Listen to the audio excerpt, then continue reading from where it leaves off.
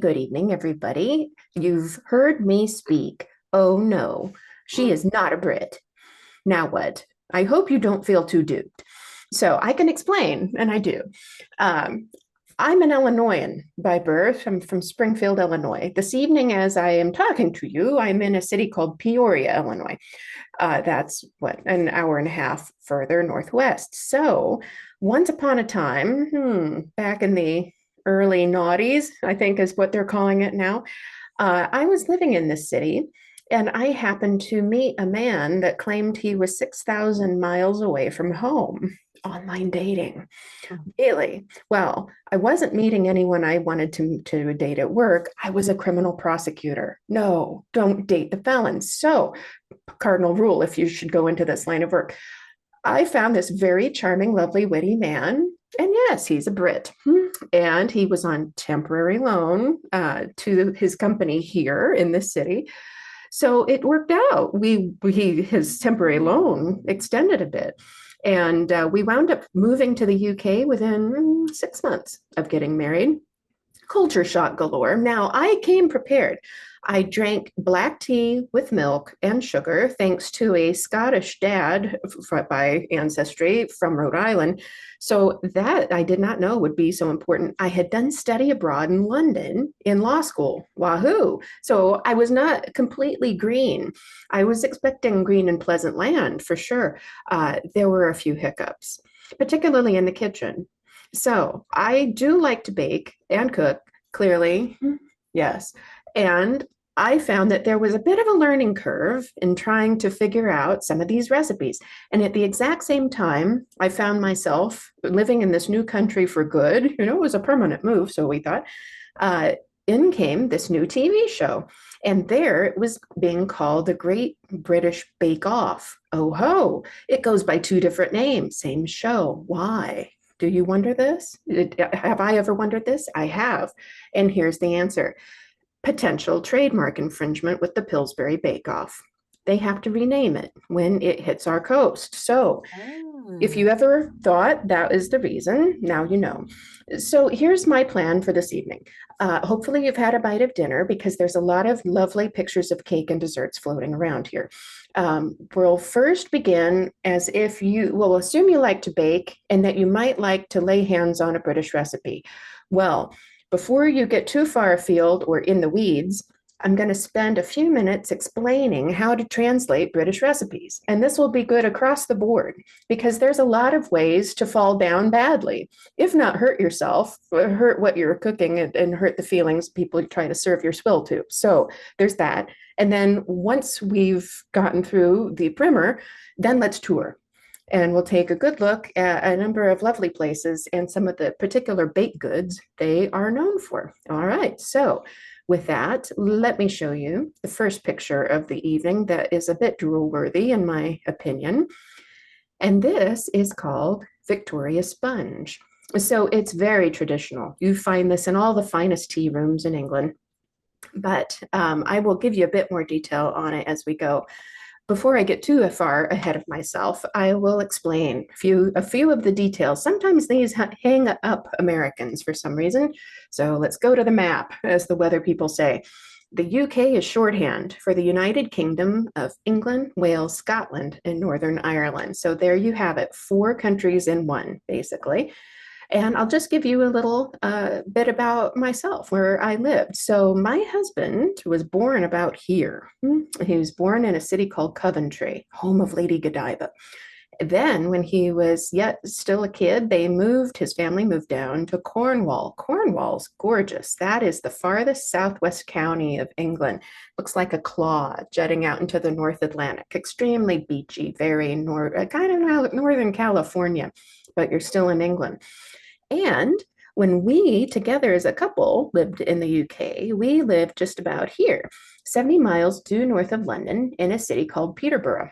So those are my kind of go-to places. Certainly, you know a bit about where I've lived.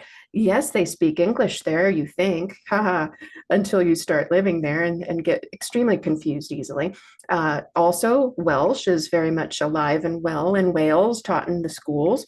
And then there is a small contingent of Scottish Gaelic speakers in Scotland, about 7% of the population, not a ton. Then overall, 63 million people, but 10 million of them alone live in the greater London area. So it's very population dense. For Americans, we go like this. We want a little bit more elbow room sometimes. But once you get out of the big cities, very pastoral, lovely, lots of farmland, so you can have it all. It is right. If you ever wondered, these terms get thrown around a lot. So and so is English. They're British. They're from the UK. What do all these mean? What are the right ways of referring to people? So the term British comes from the name that the Romans gave the big island that you see, Britannia. That was what they called it. The Romans occupied Britannia for about 400 years. So that has kind of trickled down to Great Britain. So technically speaking, everybody that lives on the big island is by geography British, but that also by passport includes Northern Ireland. Although people from Northern Ireland might feel more Irish. That's a whole other political science talk. But you can be Irish a couple ways. You can be from Northern Ireland but hold a UK passport. Technically, you're British. Or you can be from a Republic of Ireland and hold an EU passport. So, having said that, my husband would not at all balk at being called British. You can also very much call him English, since he's born in England. Now, our old next door neighbor was born in Wales. Who would have figured, in the middle of Illinois? So he is rightly Welsh. This kind of gets particular in Scotland.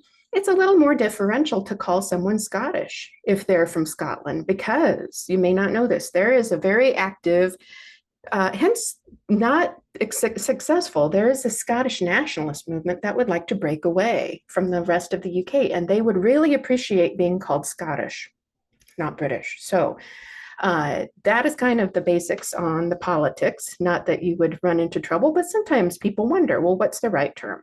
The next question I get, and we'll just clear it up right off the bat.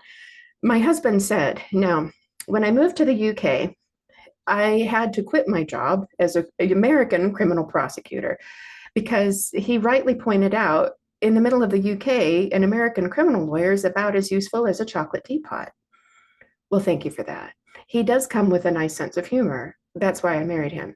So he said, in this case, you will be discussing tea, won't you? And I said, I don't imitate him by accent.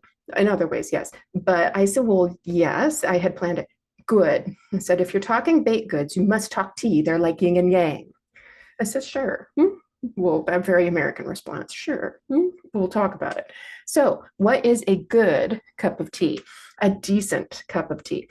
I have some suggestions for you. So let me show you them. First, most Brits take their tea with milk and sometimes sugar or sweetener, and it's black tea.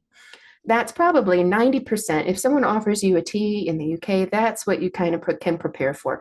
Now, you can get fruit tea, not a problem. It's just, this is the go-to. Strong black tea, milk, sugar, sweetener optional.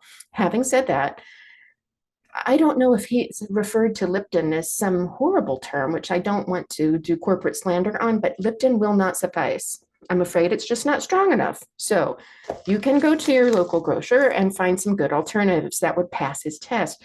I offer to you Twinings. This is a reliably strong brand, yes. Also, the go-to England's #1 tea, fairly readily found. My green screen's going to get in the way. All the green pastoral PG Tips bits are showing sweater, but you get the idea. This is PG Tips England's #1 tea, and it's super cheap to buy there. It gets a bit more expensive here. It's fairly common in our international food aisles. So this is a really good tea to start with. There's also one that sometimes pops up at TJ Maxx, Typhoo. It sounds like a Gesundheit, Typhoo. Extra strong, that's what they want, really strong black tea. Other brands, Yorkshire Gold is another one, Tetley. That's fairly easily found here. The point is strong black tea, not bitter. You don't want to steep it too long, but those are some ideas if you want to try to be authentic. These are ones that would likely pass muster with your Brit on the street. Okay, so we've got that out of the way. And we'll do a little retrospective on the show and fill in some of the blanks, perhaps, if you're a longtime viewer. So when I started watching, it was a brand new show, actually, and they had these two hosts, Mary Berry and Paul Hollywood, and they were judges as well. Question: Mary Berry, had anybody in the UK ever heard of her? Oh, yes. She is a goddess of baking. People have known of her for many, many, many years. She has a long-standing collaboration with the BBC, with all her recipes, not maybe all, lots of them, on BBC's Good Food, that part of their website. So she is a bit of a household name when it comes to food in the UK. Not so much true for Paul Hollywood. He had very good food credentials, but he was a bit of an unknown. So the whole snarky thing, I think, kind of developed organically. I don't know if they knew he was so snarky and hard to please when they hired him, but it seems to have worked out. So as the show progressed, they introduced these hosts, and then they would leave it to the judges. And if you've wondered through some of the personnel in seasons past, they had a comedy duo on for a while called Mel and Sue. Sue is Sue Perkins. She's on the left. She's holding the cake that has off on it. As for, were they well known in the UK when they got on the show? Oh, yes, they were famous too. So they had met way back in '93. They were in Cambridge together and part of a comedy troupe called the Footlights, home of Monty Python, which is, no pun intended, the holy grail of British comedy. So to be associated with anything to do with Python is kind of high cred. And they had their own chat show, talk show, and had hosted all sorts and written all sorts. So yes, they were well known. By the way, I give this out as a little tip. If you are a fan of British comedy and I wouldn't say, I would say fun and interesting reality television, not like Big Brother, you might want to check out this show that Sue Perkins did in the same era as when the baking show began. It's called The Supersizers. You can even find it on YouTube, Acorn TV, BritBox, I think carries it, possibly even Netflix. But I know you can watch it for free on YouTube. The supersizers eat, and then they fill in the blank, a period of history. So this show is about Sue Perkins, the comedian, is paired with the former food critic of the Times of London, Giles Coren, who at the time was a very angry, grumpy, clever young man. And they spar. They are placed in this period of history every week. They take on something new and they dress in the period garb and they eat the food and they have a before and after blood test. And this was all inspired by actually an American documentary called Supersize Me, where a guy tries to eat McDonald's every day for a month. That didn't work out so well. So sometimes in periods they fare better in the blood work than others. The French Revolution was a bit of a disaster, lots of red meat, triglycerides, and red wine. But my favorite was the 80s because they have this, she has these really puffy sleeves and they're stockbrokers in the city of London. And halfway through the week, the producers pull the plug on their croissants for breakfast and hand them Pop-Tarts. And she's outraged and they say the stock market has crashed. This is your new breakfast. So it's a fun show. You might want to check it out. So in later times, they have added in Matt Lucas and Noel Fielding. So these are, they have just cycled out of their term on the show. Was Matt Lucas famous? Oh, yes. Here we go again. Very famous. He'd been in about everything. So he had a very, shall we say, non-PC comedy sketch show called Little Britain. This is what got him famous. And then later he's gone on to be, in films, and he's even been on Doctor Who. Yeah, that's right. I was trying, the sci-fi show, Doctor Who. He pops up all the time. So people know him well. Noel Fielding is, someone described him once as a bit random, and I think I would agree with that. He's a bit of a B-list, but people still knew him and do. And he was on a game show I used to watch, actually, as the host before this happened. So also, you may find Prue Leaf popping up. She is best known for, believe it or not, maybe not so much nowadays, the show has kind of altered her persona, risen her profile, Leith's Cookery Bible. And this is a cookbook and it is a Bible. It is on onion skin paper and it's super thick. It has about every single recipe the UK has ever put out, times six different versions of it. My husband owns this book, which is part of why I found him attractive. So I offer you that. And then this is not the end of the game, though. So if you're into UK baking, I'm going to, for your consideration, submit a couple other names. This is not a mistake. You see two men on bicycles, the hairy bikers. They are really, really good, actually. Anything their recipes are, if they're branded hairy bikers, you're probably in good hands. How did this happen? So these guys were behind the scenes players. They were, I think, a technical person and possibly a wardrobe. My memory tells me on BBC television productions, and they just met on a show and they got on really well, and they're hairy and they're bikers. And someone gave them a TV show. They're a little bit more willing to take risks on television in the UK, and they got really famous. And they've written lots of cookbooks, and they've done even different series of TV shows. So they're recommended. Nigella. Most Americans have heard of Nigella. She has a tremendously good website. If you are a American struggling to bake a British recipe, nigella.com. The easy part is that she's got the easy button on her website. You can convert out of metric units into US with a swipe of a mouse.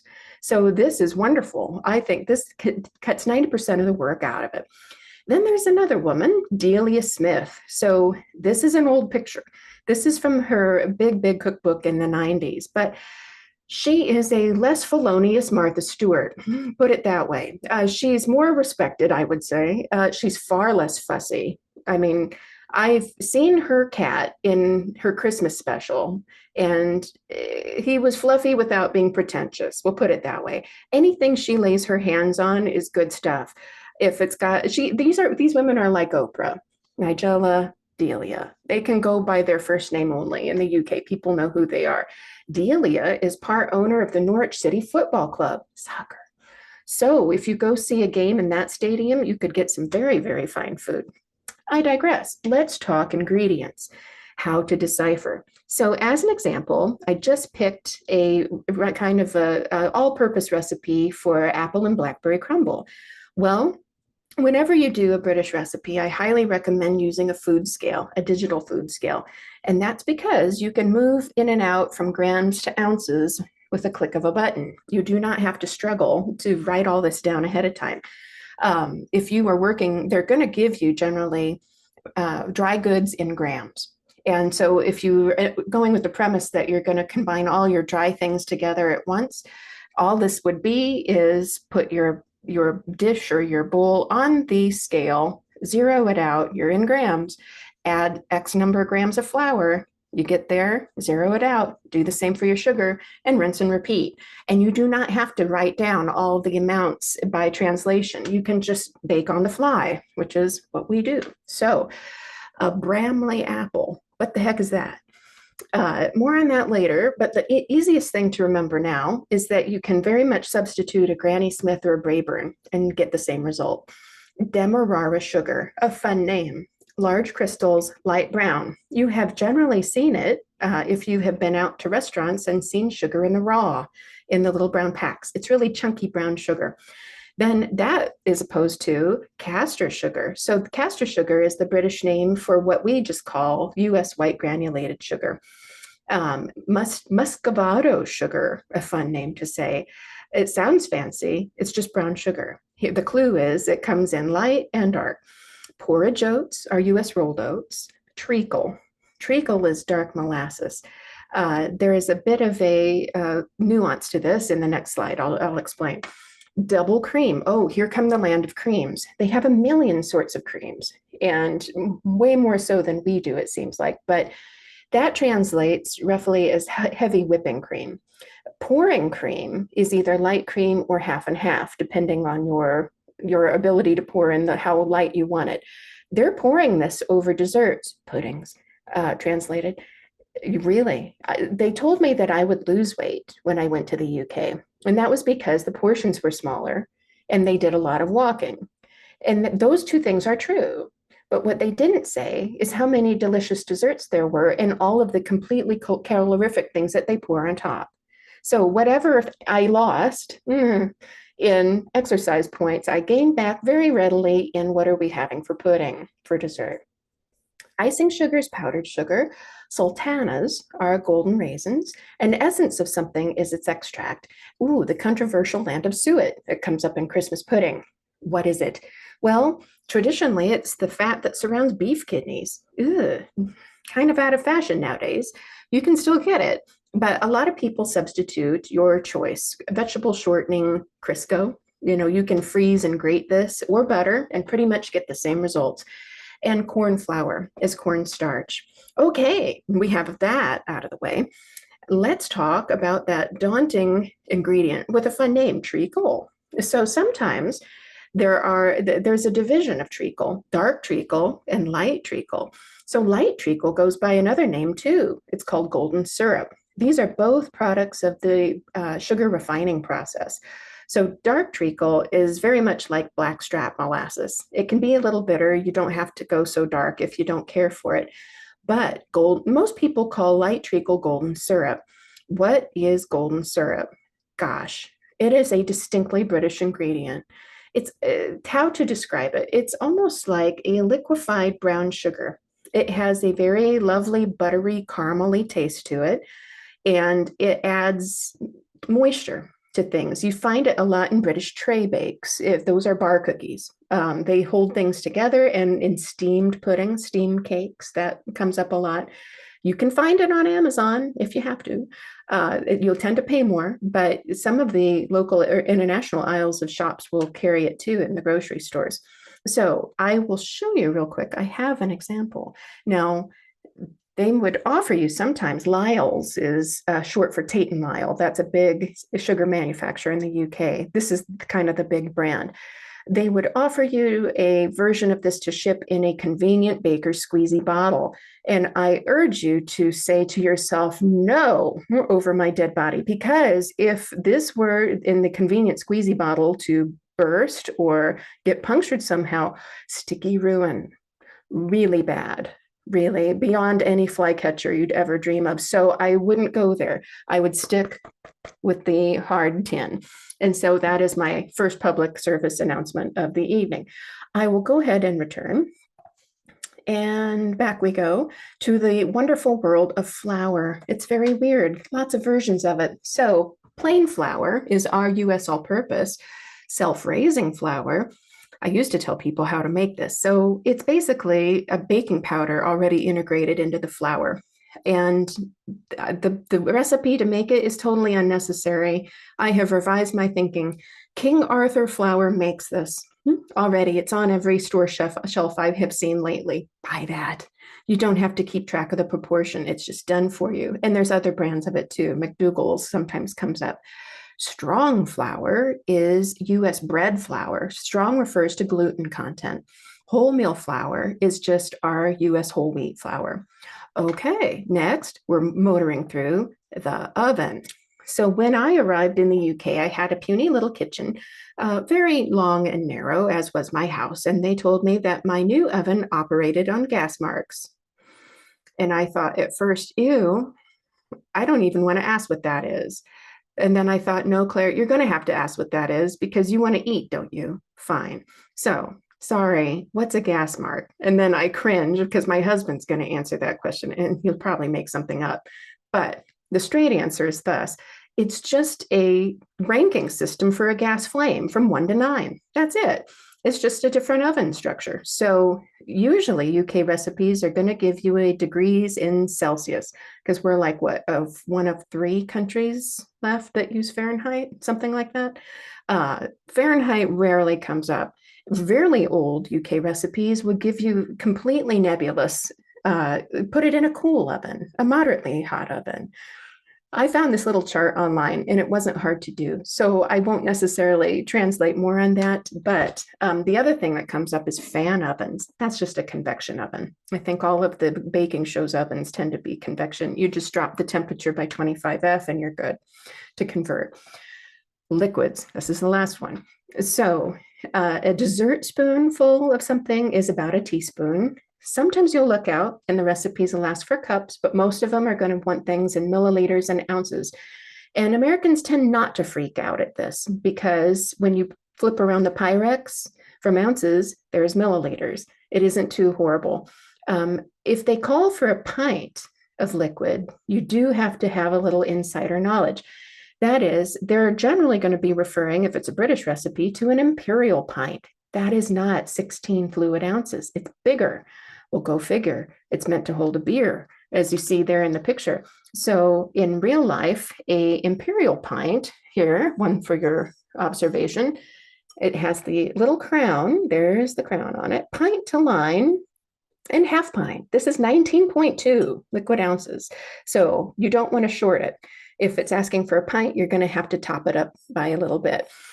They won't generally ever in a pub fill your glass short of pint to line. Speaking of topping up, that would be extremely poor pub decorum. That almost, I have never seen that happen. If it did, it would probably be grounds for a riot. They take their alcohol extremely seriously. So with that, let's tour. Oh, wait, I don't want to leave. Yes, one more thing. This is semi-liquid related.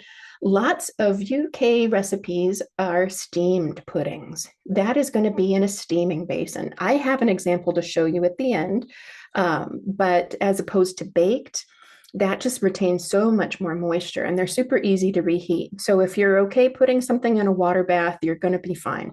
Not too many burn units usually involved if you can do it with, I'll give you a few tips there.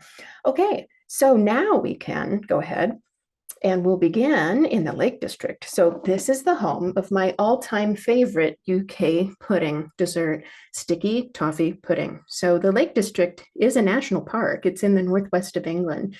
And what you see in front of you is Lake Windermere. There are other lakes. Why is it sticky? Well, it's coated in caramel sauce. That's the toffee. So in this instance, toffee is translating to caramel. Pudding here is meaning cake. So this is a very rich, moist cake that is laden with a caramel sauce on top of it, generally best served warm. Ooh, more in a moment. But before we get too out of the culture segment, let's talk about arguably the Lake District's most famous resident, Beatrix Potter. So you can still visit her house there, but she was originally born in London. She was an extremely rare, enterprising woman in her time. She became financially independent, famous, and completely wealthy in her own life. And the reason was she was not married. Well, the fame was her own doing, of course, independently, but she had total control of her money because she was an unmarried woman. So she decided when she hit the big time after the tale of Peter Rabbit. She bought a little cottage, hilltop cottage in a district called Sawrey. And that is near Lake Windermere. It says, I said little, it's not little, actually. You can go see it. It's part of the National Trust. I'll explain that in just a second. A big land holding that opens all these properties to the public. But some of what, she's an illustrator at heart, and some of her subsequent books were inspired by the Lake District, particularly one called, it's the subtitle, the sequel to Tom Kitten, is The Tale of the Jam Roly-Poly, which relates to our discussion. A jam roly-poly is a very traditional British dessert. It's a light sponge cake that's got not like Pepperidge Farm kind of memory foam, just a very nice quality sheet pan size cake that's rolled up with jam in a pinwheel. A lot of school kids get served this. So this tale involves Tom Kitten being very naughty as usual, and a couple of rats they butter him up and they roll him in pastry. They want to make him into a kitten roly-poly. Spoiler, he escapes. But she said that she was inspired to write this and draw it because those were the biggest rats she had ever seen were at Hilltop Cottage.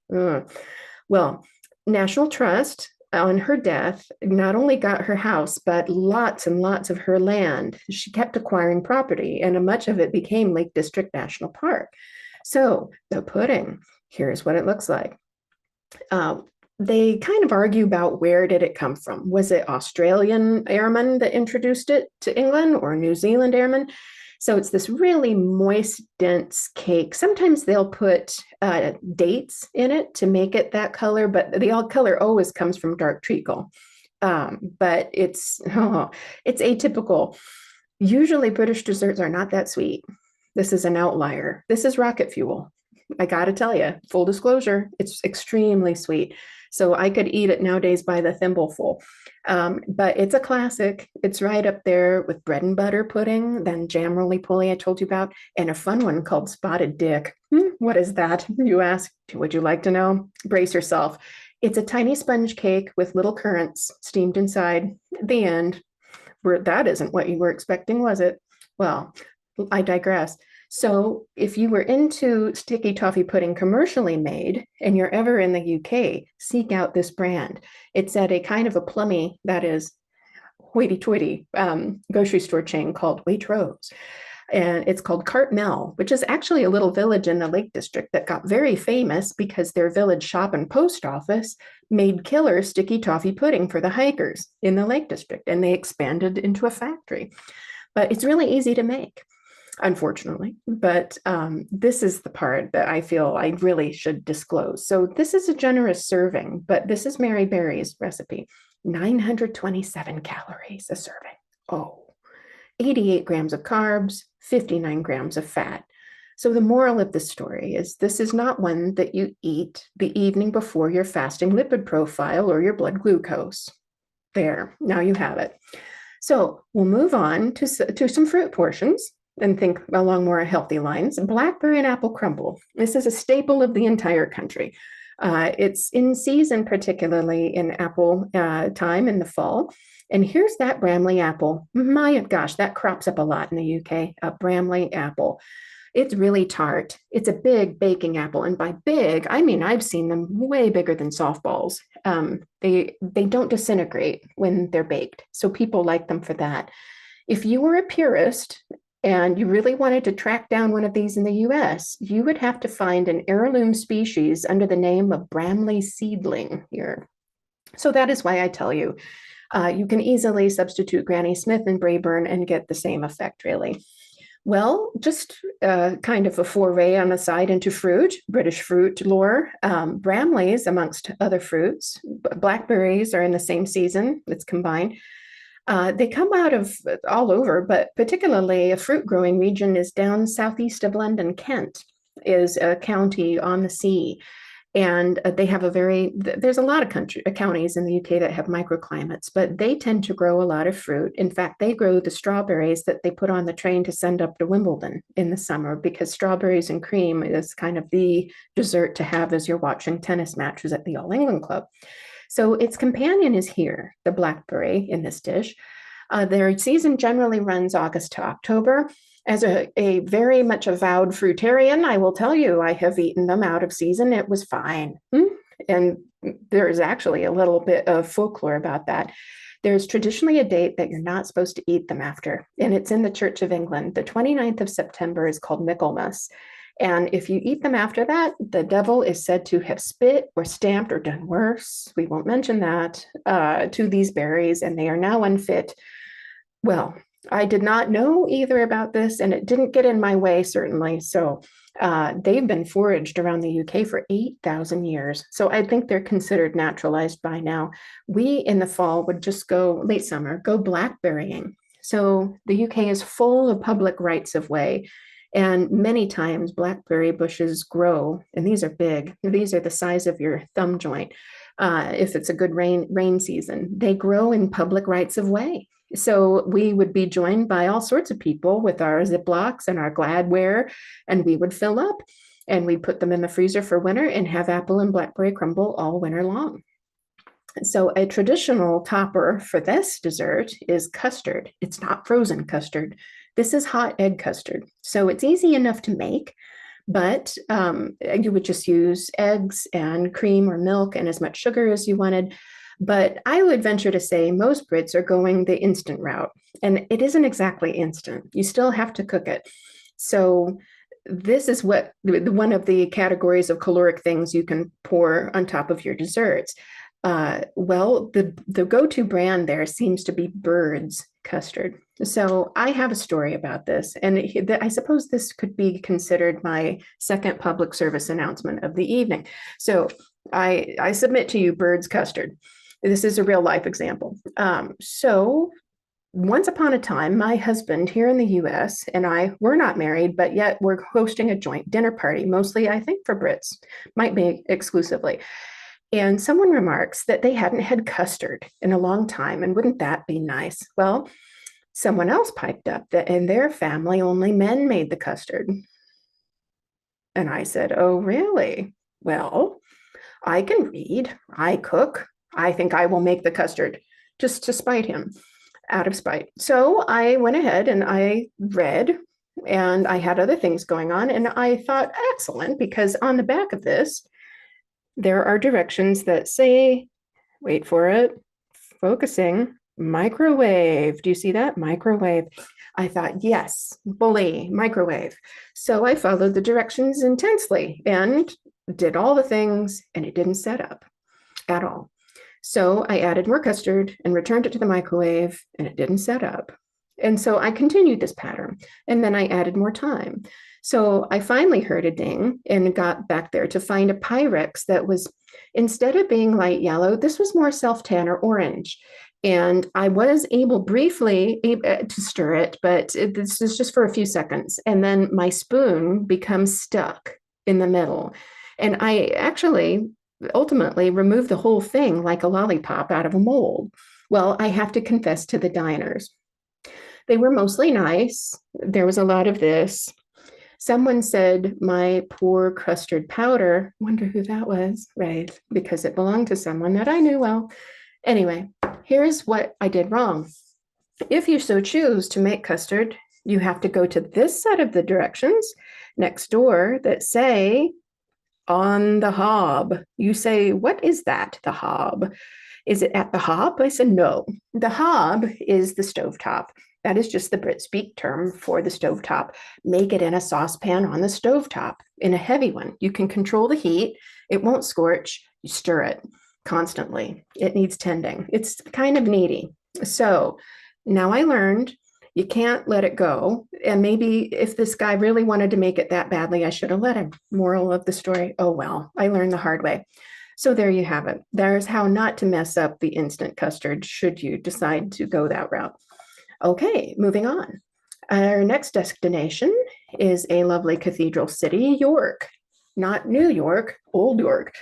This is 2 hours north of London by direct, very direct train. The picture of the church you see is York Minster. It's got a lot of other things going on too. Many groups of people through the years have been through York, particularly the Romans. So right underneath York Minster are the remnants of a Roman garrison.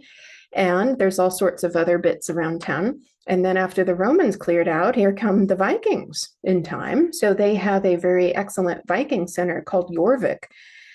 They have some of the best preserved medieval walls in the UK. That's saying something. There's a lot of medieval walls in the UK and really good ghost tours. Lots of dirty deeds went down during the years. The picture that you see is the York Castle Museum Gardens, where they have artfully transformed Roman sarcophagi into charming English planters. Because what else do you do with a planter that weighs 2,000 pounds plus? It gets to stay in place and have some tulips in it. So the Shambles, you say, the Shambles is a street in York, and it's actually the source of the word in our language. If something's a shambles, it's a real mess. Well, back in medieval English, a shambles was a meat market. And this was before refrigeration. So now you can see where this is going. Okay, in the morning, not so nice in the afternoon, once the sun has gone over your raw meat for the day. It's a real shambles. So you can also have something here called a Yorkshire pudding. Well, these are available everywhere. They're coming out of Yorkshire, the county. It's a rule breaker. It's not a pudding. It's not a dessert. It's actually a bread item. More on that in a moment. And then there used to be a slogan. This Yorkie bar was a chocolate bar that used to say it's not for girls. I think I was revved up when the guy said in our family men made the custard. They've since gotten rid of that advertising slogan, but I don't hold it against them. Unfortunately, they were delicious chocolate bars. Moving on, what is York known for in a culinary sense? Well, if we're back into fruit and vegetable technically, rhubarb. So York is part of the world that is a 9 square mile triangle, West Yorkshire, called the Tusky Triangle. At one point, this was the world's leading source of all forced rhubarb. They grow it in sheds. They don't like for the leaves to get too green because that takes energy away from the plant, and they want it to stay in the stem. So it was introduced from Siberia. And if you are really hard up some evening and you have tired of watching the paint dry, you can go on Wikipedia and Google rhubarb growing, or at least put that, or Tusky Triangle might get you there. There is a Wikipedia entry with a sound file you can click that is allegedly the sound of rhubarb growing in the sheds. Maybe it is. I don't know. I'll have to take their word for it. Have I been that bored? Well, clearly, yes, if I can tell you this. So it's something to do, I suppose. But in a related note, have a look at this picture. So I told you about British microclimates and really gonzo gardening. They do a lot of very fine gardening in the UK. This actually is at that extreme southwest county that I told you my husband moved to as a kid. This is called Cornwall. Treba Gardens, they have a labyrinth in the foreground, but in the background, they have a very large plant that you can see, and I will blow up for you. Oops, and I will try. There we are. See the lady in blue? Have a look at the plant behind her. That leaf is easily 4 to 5 feet wide, and this is over her head. If she could walk into this big vegetation patch. By the leaf shape, now you can use the chat for this if you'd like to do a bit of audience participation. Any ideas of what this plant might be? If there are any gardeners out there, and I did give you a hint just a moment ago. I think I made a segue from our last slide. Someone has put something in the chat. Yes, Gail, ding dong. She is the winner. Rhubarb. Donna, rhubarb. Absolutely true. I have to modify it though. This is called giant rhubarb. So technically, it is not related botanically to real rhubarb. It is completely inedible. And the stalks get 10 foot high. If that woman were to go into the rhubarb forest, she would be greeted by extremely spiky stalks. It is kind of a no-go zone, but it looks nice. So people garden with it to say that they can. That's a lot of UK gardening, I find, is on a dare, basically. So let's go back to things you can eat with rhubarb or drink. In the case of gin, rhubarb boiled sweets, those are hard candies, yogurts, tea. The rhubarb tea is fabulous. And we were actually gifted these strange kind of clay pots. That's for forcing rhubarb. And they would use those in the UK. Our climate here is too hot. We tried it the first year back and we completely fried the rhubarb. So we tried. Well, more on that Yorkshire pudding I mentioned. So it is kind of a Dutch baby, I think is the best analogy if you know what those are. It's a very thin pancake batter that gets refrigerated and then poured into a pan that's been pre-treated with extremely hot oil in a hot oven. So you get this really good thermal shock and it puffs the middle. The one that you see in the small picture is one that's plate sized. If you go to a pub in Yorkshire and order a roast dinner, it might well come on a plate sized Yorkshire pudding, carb overload. Mostly people are eating mini Yorkshires. They're more like muffin pan size things. So they're not too hard to do, actually. A riff on them is Toad in the Hole. That's a fun name. What is it? It's a Yorkshire pudding that's had sausages that are already prepared, tucked into the batter, and then baked again. And this one is really flat, I have to tell you. This one fell. The toads are very exposed here. So they're really supposed to be just peeking out of the hole. Onion gravy optional. So a lot of Americans, when they do the UK, they want to go to London. And there's a lot to see other than London, but Should you find yourself there, I have a hit parade of castles I think are worth your time, one of which is connected to a historically significant baked item. Well, there's a teaser for you, more in a moment. So, what you're seeing is Hampton Court Palace. This is one of the homes of King Henry VIII. You can get there conventionally on the ground over the road, or in really good weather, you can take a boat. You can float from central London all the way to Hampton Court. Then there's Windsor. Windsor Castle was the Queen's favorite. It's about 25 miles or so outside London. It's out by the Heathrow Airport at about 10:30 on the clock outside London. So that would be if you had time on a layover. Windsor is a nice place to stay as opposed to the airport, and it's really 5 to 10 minutes from the airport. And there's less Lufthansa Flight 800 going over at night. So a tip there. The Tower of London. That's in the middle of London, in the very, very oldest part of the city. That's the place they store the crown jewels. They have those beefeater guards that are very traditional. That was built originally by Norman conqueror, William the Conqueror from France in 1066. That was the Norman conquest. That's the date, big date in British history. So it's got some history to it. And then in more modern central London, a bit farther away, is Kensington Palace. And that was where Diana lived. And then William and Catherine have a place there too, among other places. So where are these places, you say? Well, here's London.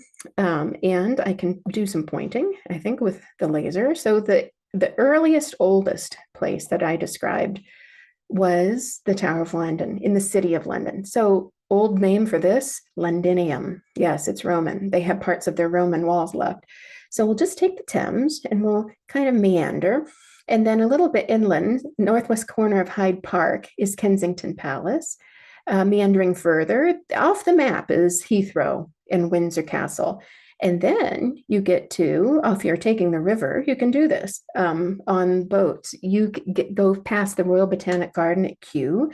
If you were a fan of Ted Lasso on Apple TV, you might recognize this name, Richmond, as in the football club that this character worked for. So if you ever wondered what that was, Richmond Park. And then down here, finally, is Hampton Court.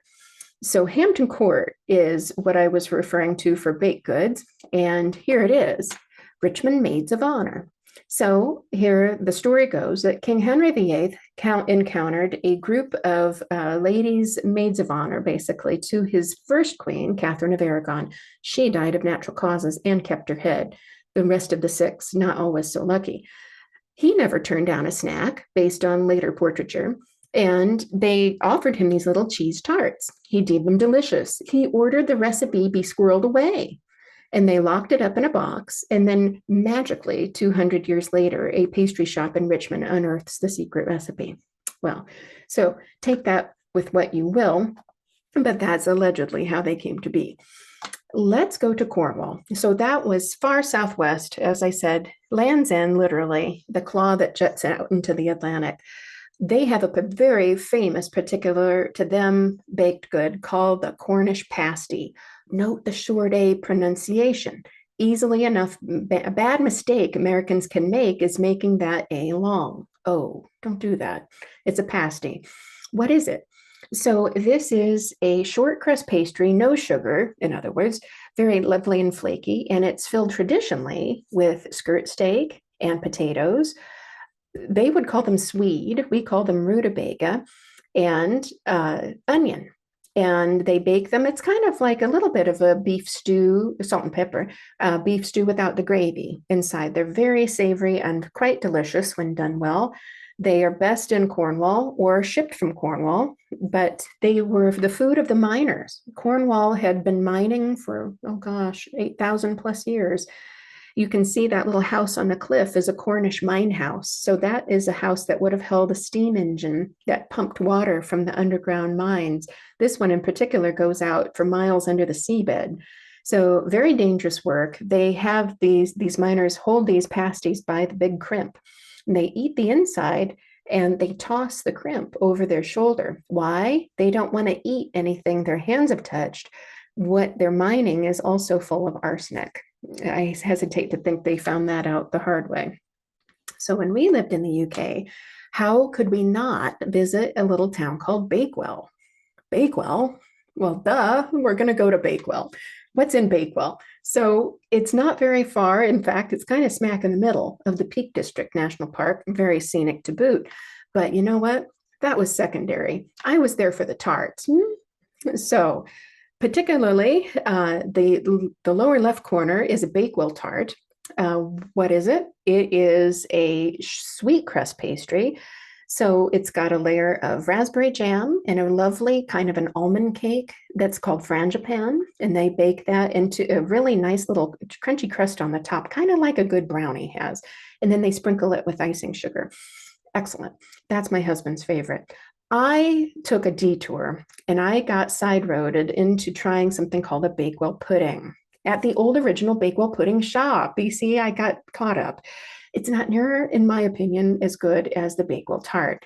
And lower right-hand corner, that is a store-bought grocery store version of a Bakewell tart made by a guy, well, it's a company called Mr. Kipling. So Mr. Kipling, I say, is like Little Debbie's British uncle. His name is all over all these little, tidbits of baked goods. Kind of, they don't have Twinkies that I'm aware of. Well, imported Twinkies, but Mr. Kipling is everywhere. I have promised you more on the Victoria sponge or sandwich. There it is. It's a mighty cake. It's very traditional.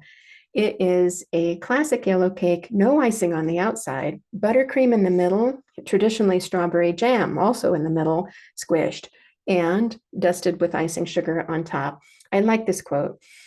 You will encounter a Victoria sponge in most tea rooms in England. It will be a friendly encounter.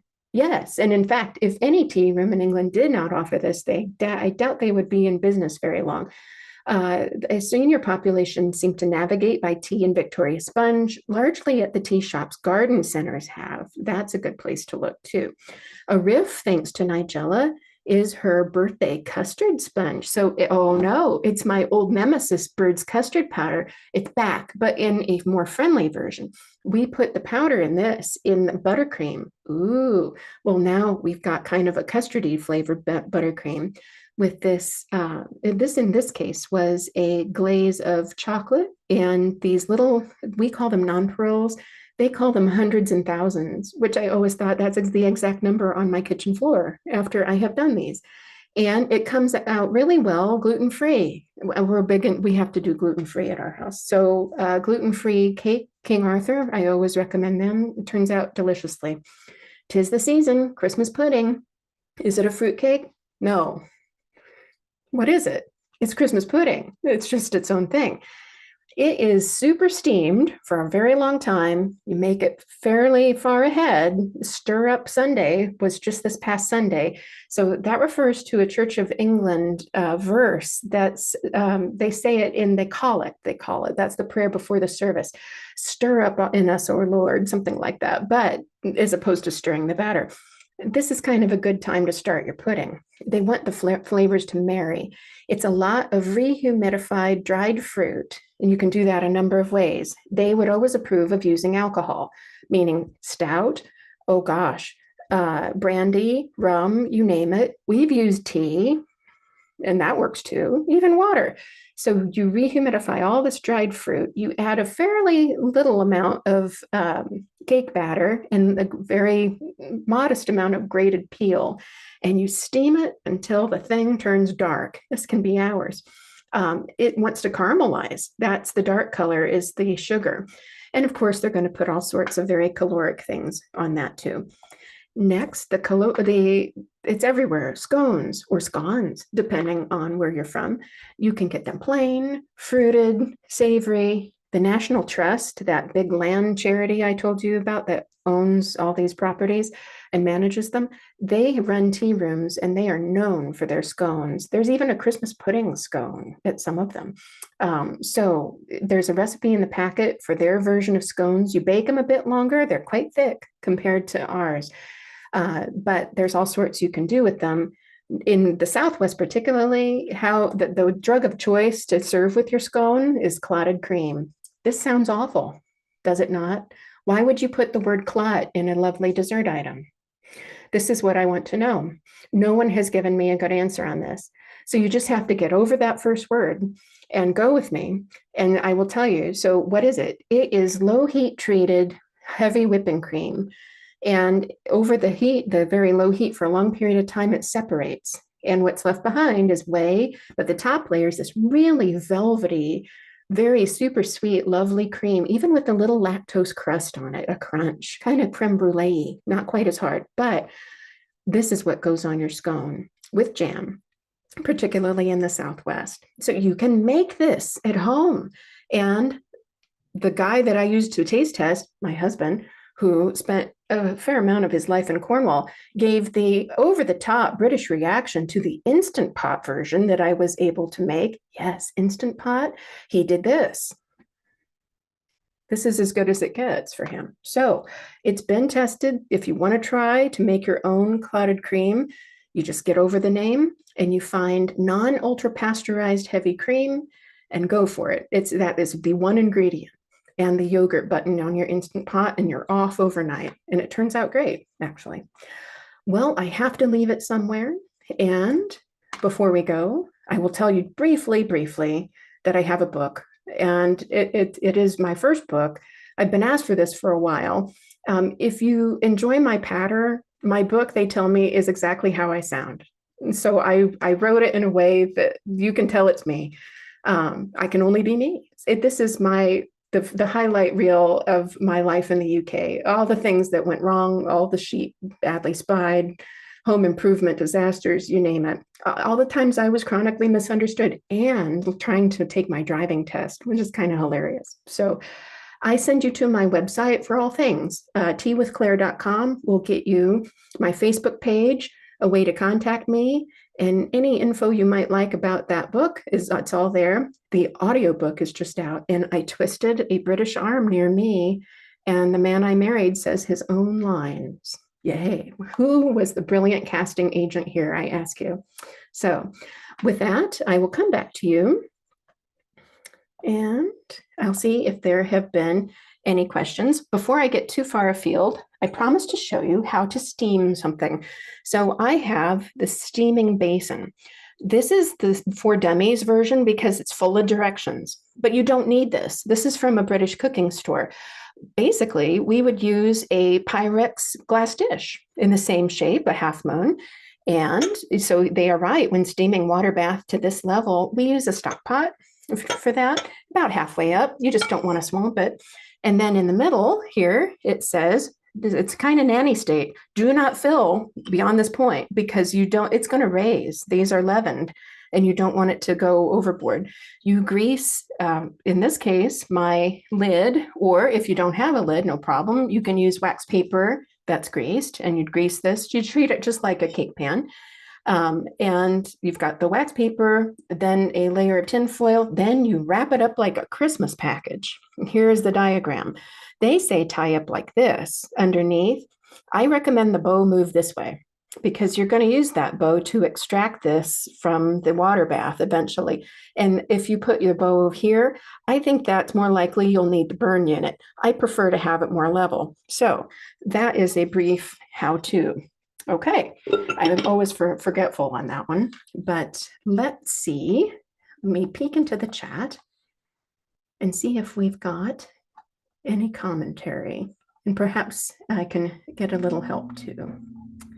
So I think there was a question early on about how long do you steep tea to make it really strong? Here, how long are you supposed to steep strong black tea? Well, the recommendation I have read is 4 to 5 minutes. So this is all to taste. I tend to, well, if you leave it too long, then the Brits say you're stewing the tea. This is no good. You don't want to stew the tea because it becomes bitter. It gets very the taste is just kind of ruined, a lot of tannin in it. So at tea shops, they'll actually give you hot water to dilute down your tea if you've accidentally stewed it. But I would say 4 to 5 minutes usually is a heck of a lot of long time. On my strong British tea, and what I've even seen my husband do, we're talking a minute. Because it's such strong tea, especially extra strong, try it out. If you go 4 to 5 minutes, the official recommendation, I think that might be a bit too too much. So, okay. Next question. I don't know if I missed anything, but we have, what is your opinion on beans on toast? Well, I am a convert. Ah, And the reason, at first, I was repulsed by them. I did study abroad and they were feeding us. That was one of that's a component of what they call a full English breakfast, is what they're not saying. Um, that there's certain things that usually are always served, and a big dollop of beans is one of them. And you think, ooh, is this like Bush's baked beans at breakfast? No, it's not. It's little white beans in tomato sauce, and they're just slightly sweet, not really like ours aren't really cloyingly sweet. Well, like most American things, we just bulk it up with sugar. Not so much there. Hot buttered toast with beans. Sometimes people even melt cheese over this.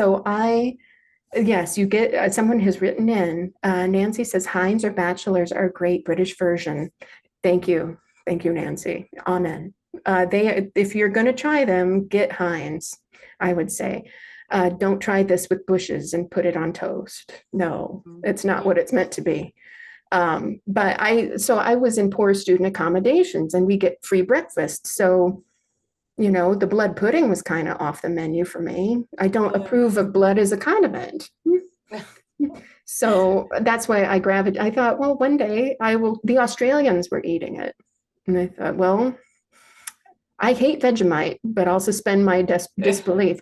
And I tried it and I liked it and it was good. And I came home once to my parents and they saw me eating it. And I think my dad just said, "What's happened to you?"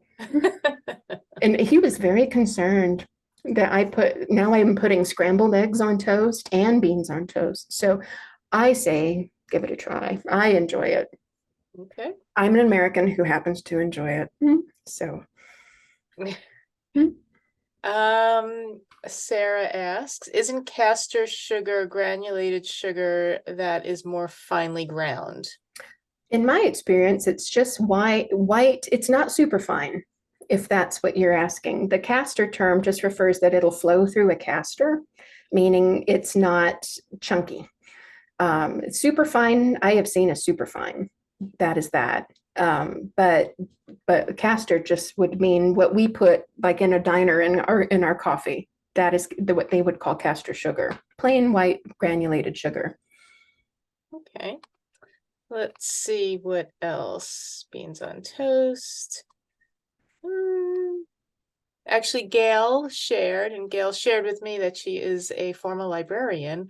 The Stephen Higgs Cozy Mystery Series. Albert Smith's Culinary Capers is a food-related series. Each book is set in one of the places you're mentioning and emphasizes the foods that they are noted for. For example, Bakewell Tart Bludgeoning, Albert Smith's Culinary Capers Recipe 2, and Pork Pie Pandemonium. Oh, what a great mystery title. See, So, I want to write Death by Rhubarb.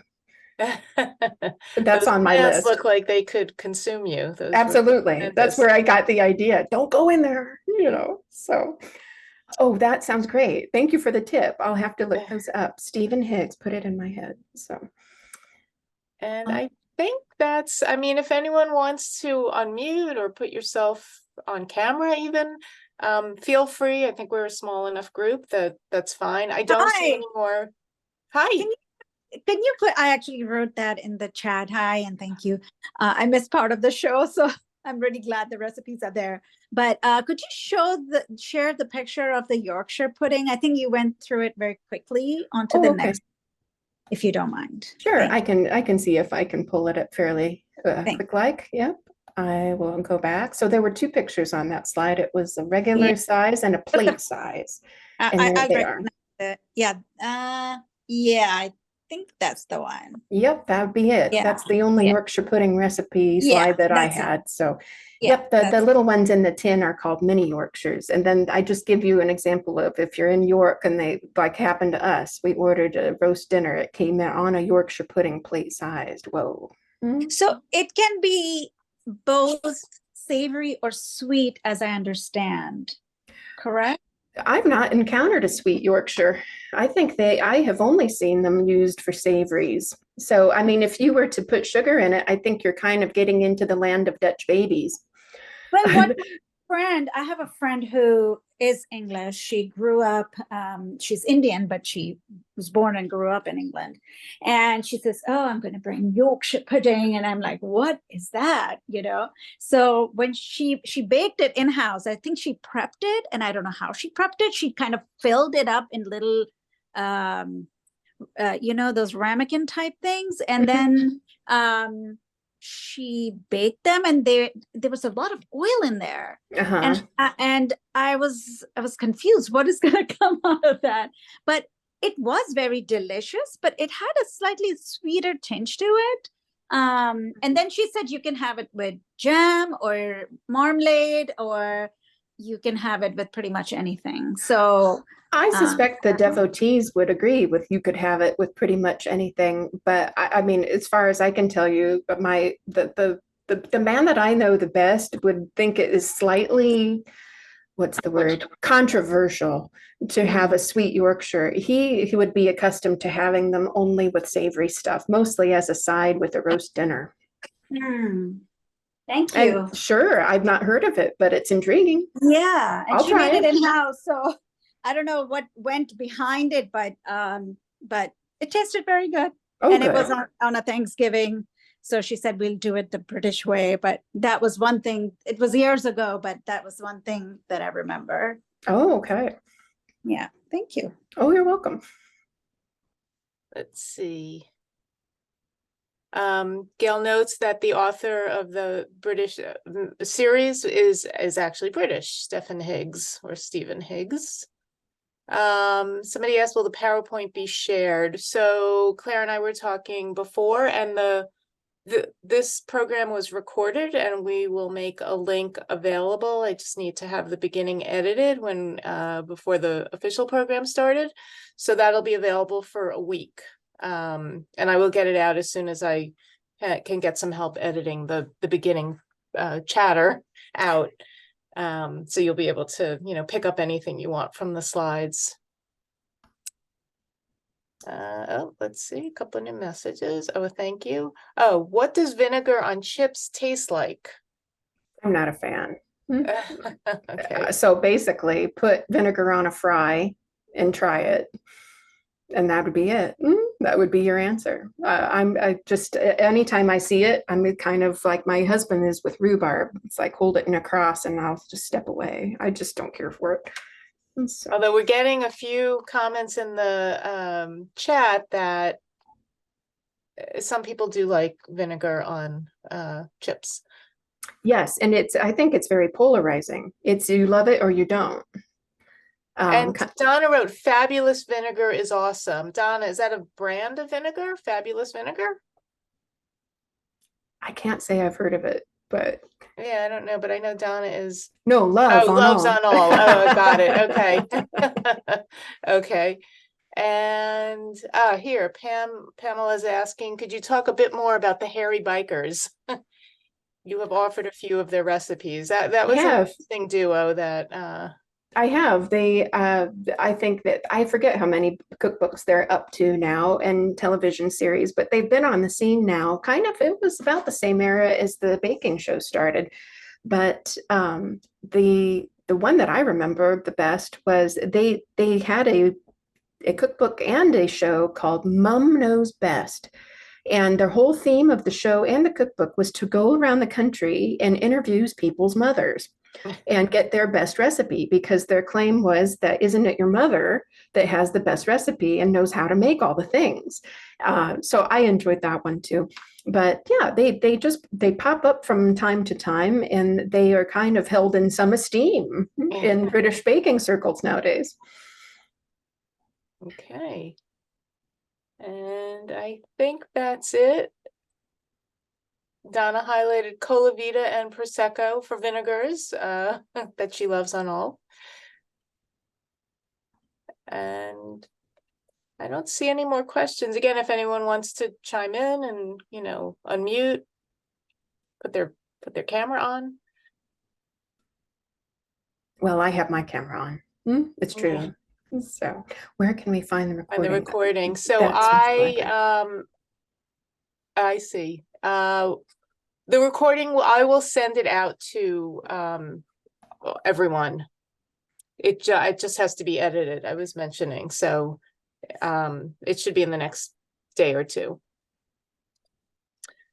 all I'm right. getting lots of thank yous. This was wonderful, Claire. Thank you. I was grinning ear to ear the Oh, whole good. time, grinning or drooling. So, so bouncing back and forth, but that was, a last question. Which brand of salad cream do you like? Oh best? no. Oh no. They're picking on all the things I don't like. Oh, I okay. don't care for that either, probably because it contains vinegar.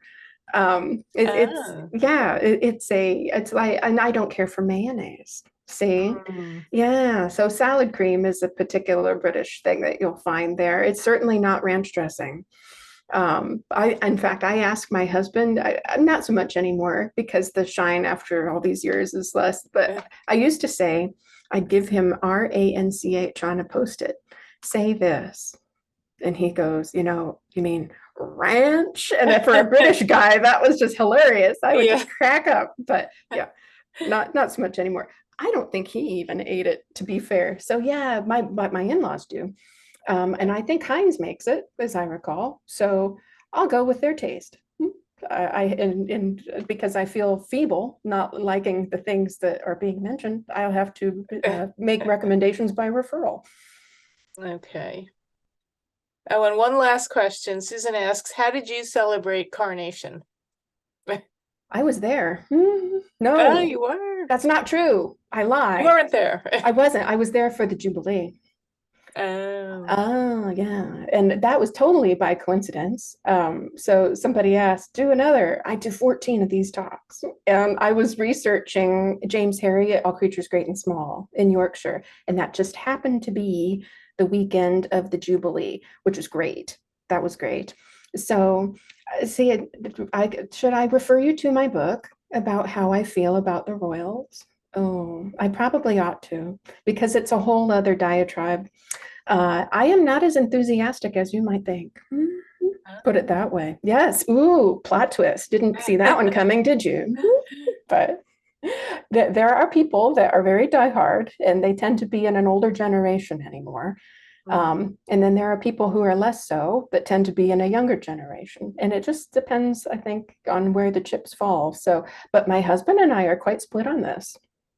So we do not speak of it. Key to a successful marriage. Yes, Stay I away thought. from. Okay. Well, I think that's it for the questions. So, Okay. Oh, Gail is asking for your contact. Gail, I can get that to her. Okay. Very good. The old brain won't remember all the things. I've got Stephen in my head, and that's probably as much as it'll hold. So. Okay, well, thank you, everyone. Thank you to my partner libraries, Ruth Keeler Memorial and Pound Ridge, Marilyn and Kathleen, and Claire. Again, thank you for wonderful, wonderful presentation. And check out Claire's book, website, all the fun things that she talks about and shares. Thank you. I appreciate the invite. Okay, I am gonna end the meeting. Good night, everybody. Good night. Thank Good night. you. Thank you.